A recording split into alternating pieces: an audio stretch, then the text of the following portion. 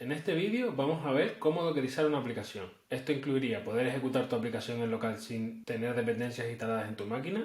También te va a permitir luego tener una imagen que puedes ejecutar en tu entorno productivo. Y vamos a ver un pequeño ejemplo de cómo ejecutar las dependencias de tu imagen. Ya puede ser, por ejemplo, una base de datos. Vamos a usar Docker Compose para eso. Para seguir este vídeo entonces solo vas a necesitar tener instalado Docker y tener instalado Docker Compose. Yo voy a usar una pequeña app de ejemplo que voy a dejar el código en GitHub, pero realmente te valdría cualquier app que estés empezando a dockerizar ahora mismo. Esto es Garage Code Pills y yo soy Juan Vega.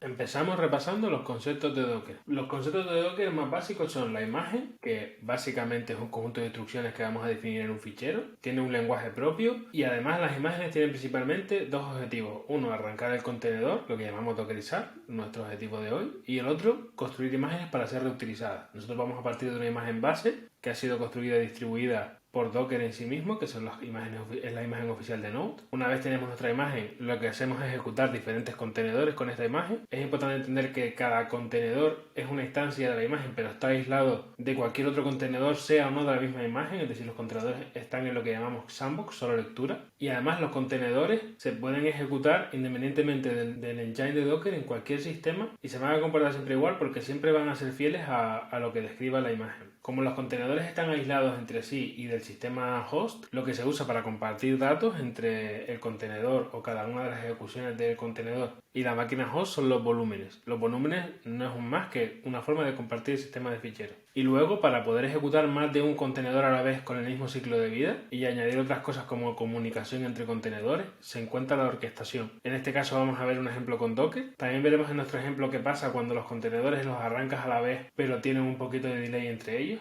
¿Por qué Docker no es una máquina virtual? Es importante entender que aunque la finalidad sea la misma, es decir, nos aísla del sistema, la práctica son bastante diferentes. Hay que entender que un contenedor Docker es como un hilo o un proceso de nuestro sistema operativo, como puede ser el Chrome o como puede ser cualquier otra aplicación que se esté ejecutando en nuestro sistema operativo. Esto lo hace mucho más ligero. Además, las imágenes Docker habitualmente se distribuyen para un único servicio o aplicación y solo con sus dependencias, así que son más fáciles de distribuir y de consumir. Y si en el principio de responsabilidad única, también son más sencillas de editar y más sencillas de utilizar. Una máquina virtual generalmente suele contener más de una aplicación o servicio, todo dentro del mismo paquete. Es mucho más pesado y además el nivel de virtualización que incluyen las máquinas virtuales es mayor o el objetivo de virtualización es diferente al de Docker. Vamos a ver tres casos de uso de Docker, que en este caso serían versionar el runtime de nuestro proyecto, es decir, cómo queremos que sea el entorno de ejecución de nuestro proyecto. Esto es lo que hace el Dockerfile y nos permite meterlo en Git, nos permite ver un histórico de cambios, es decir, está versionado. Una vez que tienes esto, también te permite, con imágenes, con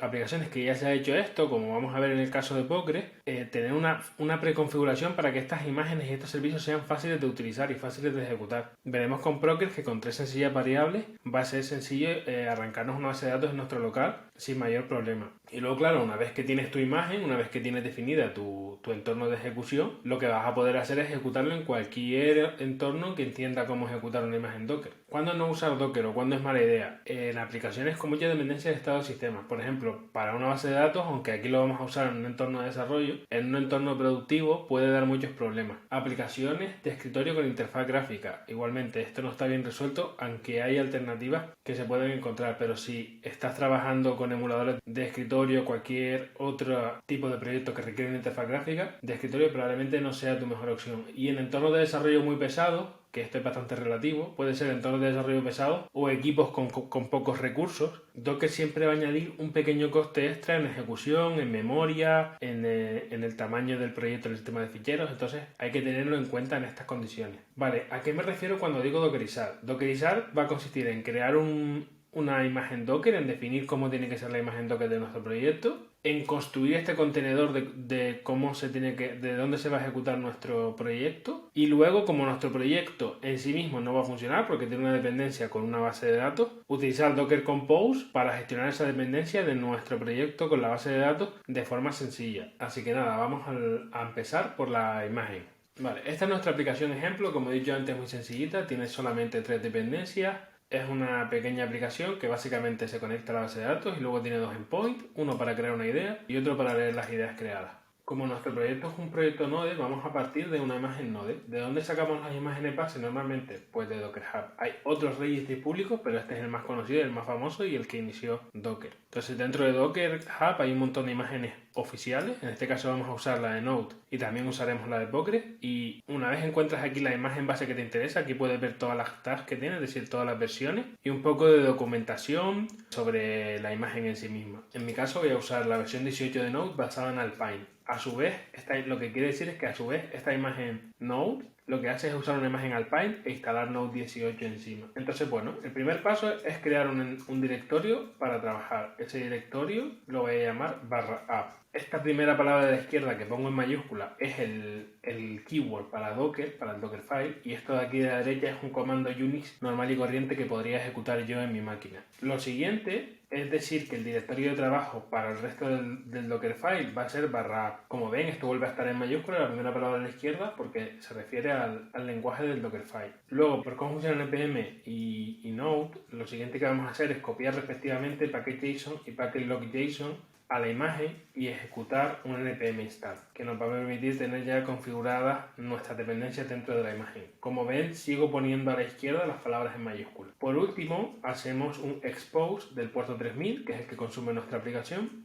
y un cmd, que viene a ser algo así como command, que es el comando por defecto que se va a ejecutar cuando se arranque un contenedor basado en esta imagen, y va a ser npm start. Este npm start lo tengo yo aquí definido para que me haga un node index. Y como ven, aquí están las dependencias de las que hemos hablado antes, que son las que se van a instalar cuando ejecutemos el npm install. Con el Dockerfile ya definido, lo que vamos a hacer es usar la tool de Docker para construir nuestra imagen. Para construir nuestra imagen necesitamos básicamente dos parámetros. Uno es el nombre, que se pone con el "-t", que en este caso será garage docker, y el nombre de la imagen va acompañada de una versión, de una tag, por ejemplo v1. Y luego el único parámetro obligatorio sería punto, en este caso directorio, y lo que pide es el contexto, ¿vale? El Dockerfile yo lo tengo definido en este mismo directorio, así que en mi caso sería un punto. También podría ser algo así, que básicamente decirle que el Dockerfile que voy a usar es el que está en este mismo directorio, pero no hace falta porque es implícito.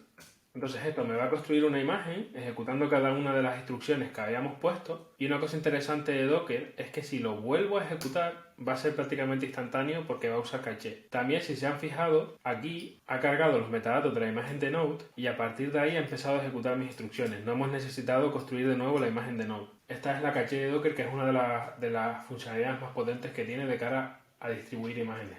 Haciendo un listado de las imágenes que tengo en mi sistema, podemos ver que tengo la V1 que me acaban de ver construir ustedes, tengo una latency hace 6 horas de cuando estuve haciendo yo mismo la demo y tengo una V3. Si intento hacer ahora mismo una ejecución de una de estas imágenes, por ejemplo, Garage Docker, lo que va a pasar si no pongo ningún tag es que va a intentar ejecutar la latest. No he puesto nada, así que he intentado ejecutar la latest. Y luego yo podría indicar, pues por ejemplo, si quisiera la V1 o la V3. En este caso todos los outputs son iguales porque el código es el mismo. Y lo que nos está diciendo es que no se puede conectar a la base de datos. No se puede conectar a la base de datos sencillamente porque dentro del contenedor no hay base de datos, dentro del localhost. Así que el siguiente paso, como he dicho, es usar una herramienta de orquestación, que es Docker Compose, que lo tengo por aquí ya preparado, en el que vamos a utilizar el mismo Dockerfile, es decir, le estamos diciendo el punto, el sitio donde tiene que construir es el directorio actual. Si se fijan, este Docker Compose está en el mismo directorio que el Dockerfile y que el resto de la aplicación. Vamos a exponer el puerto 3000, por supuesto, para poder consumir nuestra aplicación. Aquí hacemos una pequeña modificación del entorno, de las variables de entorno para que apunte a DB, que es el otro contenedor. Entonces, una de las cosas que hace Docker Compose es crear una red para que los contenedores se puedan comunicar entre ellos.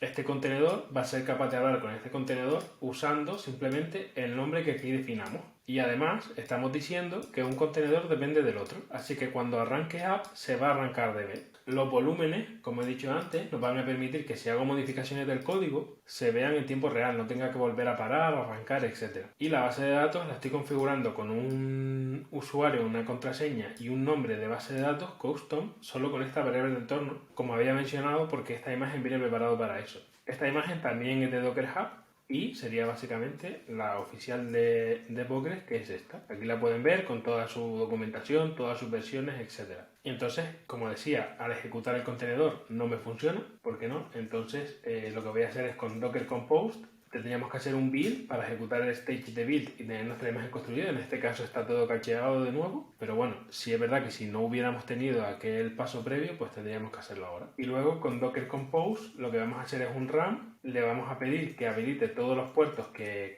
hay definidos, y en este caso la imagen a ejecutar es app.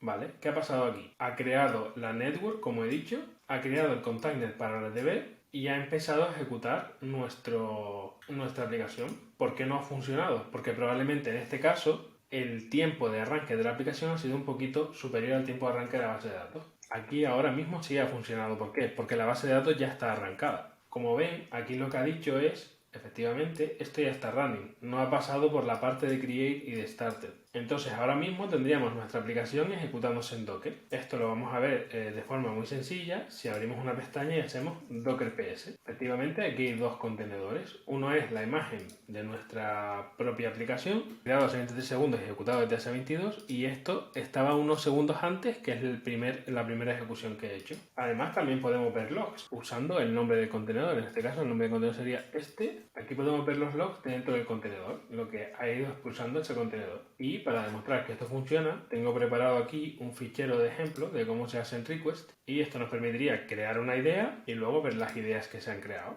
Todo esto dentro del contenedor. Así que nada, espero que les haya gustado este pequeño ejemplo de cómo configurar una aplicación usando Docker, tanto el Dockerfile original como luego Docker Compose para sus dependencias, y nos veremos en la próxima.